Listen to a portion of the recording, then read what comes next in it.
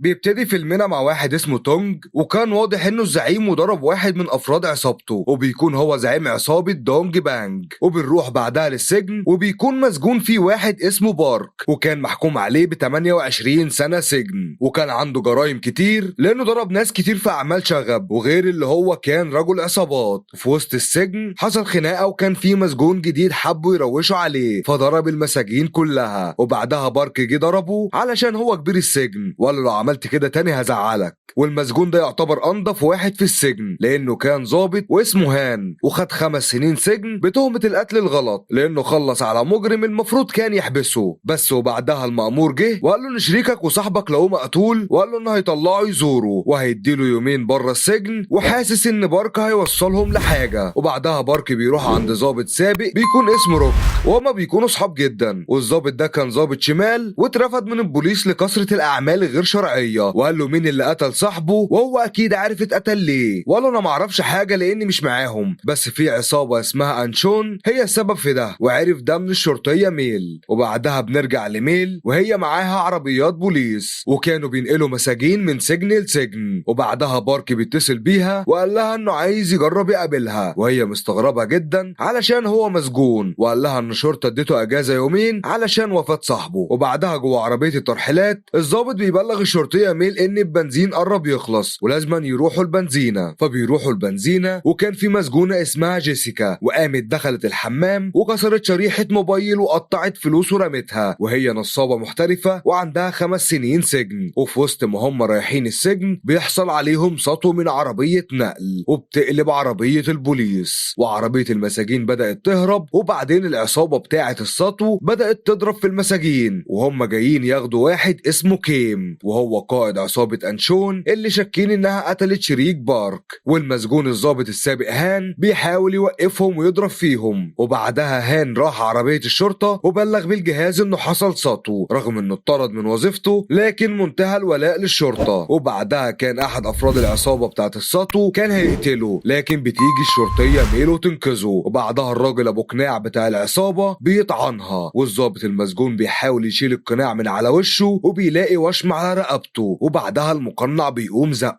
وبعدها بتيجي عربيه تبع العصابه بتخبطه لحد ما بيغمى عليه، وهان بيفتكروا انه قتل مجرم بالغلط وهو ضابط، وبيفوق يلاقي نفسه في المستشفى ومتكلبش. بعدها بارك وصاحبه الضابط الفاسد السابق روك بيكونوا في المستشفى عشان الشرطيه ميل، وهي بتبقى حالتها خطره جدا. وبعدها بارك بيروح لعصابه انشون وبيدور فيهم الضرب. وبعدها بارك مسك واحد ضربه وبيساله فين القائد بتاعكم، قال له مسجون، وان عصابتهم اندمجت مع عصابه دونج بانج. وبعدها الضابط اللي كان زميل الشرطيه ميل بيتكلم مع رئيسه وقال له ان المساجين اللي هربت سجنوهم تاني، بس في 4 مش لاقيينهم. وبعدها ادوله اوامر انه يلاقيهم. والضابط السابق روك بيجي للرئيس وبيحاول يفهم منه ايه الموضوع، وانه كمان صعب ان موقف زي ده يحصل واول مره يحصل. وقال له عشان معانا مجرم خطير اسمه كيم وهو زعيم عصابه، وهو انكر ده وقال له انه مجرم فرد لكن ليه سلطه في العصابه، وانه كان في حاجات غريبه بتحصل، وانه تعرض لمحاوله قتل في السجن. والرئيس اداله شرطه وسلاحه وقال له انا عايزك ترجع الشغل تاني وهيبقى معاك كامل الصلاحيات، بس اهم حاجه ترجعه هو والمساجين اللي هربوا. وبعدها بنروح للمستشفى للضابط السابق هان، وبيكون معاه الشرطيه ميل، وواضح انه كان عارفها وبيحبها وحزين جدا عليها. وبعدها الضابط روك بيروح المستشفى وطلب منه انه يرجع الشغل عشان يلاقوا المساجين، وبيوافق ساعتها لانه ممكن يرجع الشغل تاني او يخففوا عقوبته. وبعدها بارك راح للضابط روك ولقى هان هناك وقال له انا مش ضربتك يالا قبل كده، وانا دلوقتي رجعت الشغل وبدور على المساجين. وروك طلب من بارك انه يساعدهم علشان محتاجينه وهيخفف فتره عقوبته، وشرح لهم مين هم المساجين. وابتدى بتاي وهو مريض نفسيا وبيقتل الناس بدون سبب وواخد حكم بالاعدام، والتاني اسمه تشانج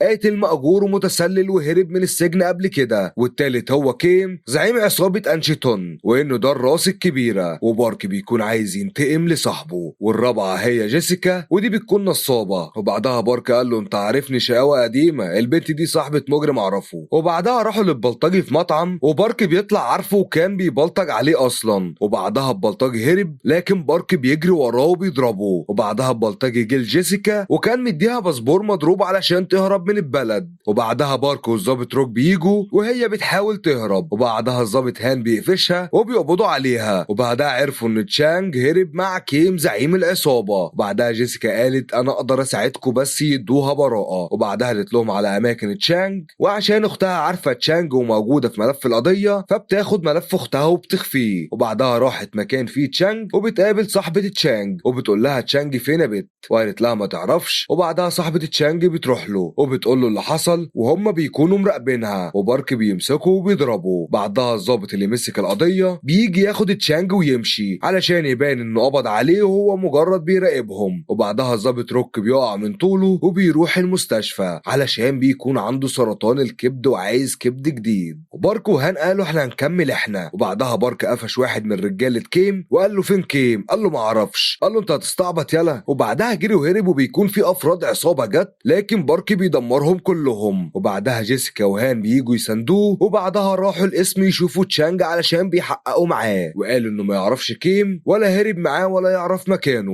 وبعدها بنروح لتاي وهو عند عربية بوليس بيرخم عليهم وقال لهم سون حبيبتي فين؟ فزعقوا له راح مموتهم. وفي عربية البوليس فيه كاميرات وكل ده متسجل صوت وصورة. وبعدها كيم بيظهر وقال له انهم هيهربوا من البلد بكرة. وهان وجيسيكا وبارك راحوا لسون علشان يستفسروا منها عنه وبترفض انها تقول اي حاجة عنه، فقالوا لها قولي هو كده كده هيقتلك. وبعدها رئيس الحكومة اتصل بهان وقال له تعالى. وبعدها هان بيلاقي تاي بيقتل الضباط ولقى كيم كان معاه. وبعدها جيسيكا بتتصل بيه وقالت له ان سون هربت وراحت لتاي. وبعدها سون بتروح للفندق وبتلاقي جثته على الارض وبدأ تاي يهجم عليها. وبارك وهان وجيسيكا بيروحوا الفندق وبعدها كيم بيكون في الفندق وهان بيشوفه وبيجري وراه. وجيسيكا بتحاول تلاقي اختها وبتروح اوضه تاي وهو مش بيرضى يفتح. وبارك بيجي يكسر الباب. وبعدها هان بيمسك كيم وبيقبض عليه. وبارك كان عايز يقتله وكيم قال له ما تقتلوش وقال له ان عصابته اتحدت مع عصابه دونج بانج وان الزعيم بتاعهم طلب منه رجالته علشان هيستعين بيهم. وقال له دول مش عصابه عاديه بتسرق، دول بيتاجروا في الاعضاء والمخدرات. وبعدها تونج خلاهم ياخدوا مخدرات بالعافيه وحبسهم علشان يتحكم فيهم وبيجرب المخدرات عليهم، وان تونج ناوي يسيطر على كل العصابات. وقال لهم الكتاب ده هيوصلكم لتونج. وبعدها رئيس الحكومه بيجي وبيهجم عليهم وقال لهم شاطرين انا هقتلكم دلوقتي لان شغال مع تونج، وتونج طلب منه انه يلاقي كيم. وفي واحد بيجي ياخد كيم وهان لقى انه نفس الوشم بتاع الراجل اللي كان هيموته وبيعرف ان هو اللي هجم عليه. وبعدها بيربطوهم وبيولعوا في المكان لكن بيعرفوا يفكوا الرابطه ولقوا حكومه في كل مكان. وبعدها الضابط بارك بيجي وبيقول له ان رئيس الحكومه خاين وبيشتغل لحساب تونج. وبعدها بيجي لهم ملفات للعصابه علشان يقبضوا عليهم. وبعدها رئيس الحكومه قعد مع تونج وسلموا كيم وقام قتله علشان يسيطر على كل حاجه. وبارك قال ده كان رئيس الحكومه هيموتنا، انا كلمت حد يخلص على رجالته لحد ما نروح. وبعدها صاحب بارك راح القسم وبيضرب رجاله رئيس الحكومه. وبعدها الراجل ابو وشم راح قال لتونج انهم ضربوا رجاله رئيس الحكومه. وبعدها بيكتفوا رئيس الحكومه وبيدوا له كميه مخدرات كتير علشان يموتوا اكنه انتحر. وبعدها بيجي بارك وهان وجيسيكا والرجاله كلها علشان يقبضوا على تونج وبيطحنوا رجاله تونج. وهان بيمسك الراجل ابو وشم يضربه. بعدين بارك بيعرف ان تونج مستخبى على السطح فبيطلع له. وبعدها بارك بيجي يطحن رجاله تونج كلهم زي الدبابه. وتونج مستني طياره هليكوبتر تيجي علشان تهربه. وبنكتشف ان تونج مقاتل مش عادي رغم انه مش بيتخانق بايديه ولا بيوسخها بدم، لكن بارك بيطحنه. وبعدها الحكومه بتيجي وبيستغربوا انهم خلصوا على كل دول لوحدهم. وبعدها بارك راح زار صاحبه وقال له تونج اللي قتلك انتقمت منه. وبعدها بارك بيكون راجع السجن تاني بس بيجي خبر انه في عصابه جديده عامله قلق وده معناه ان بارك هيفضل مش هيخش السجن. وبيخلص فيلمنا على كده.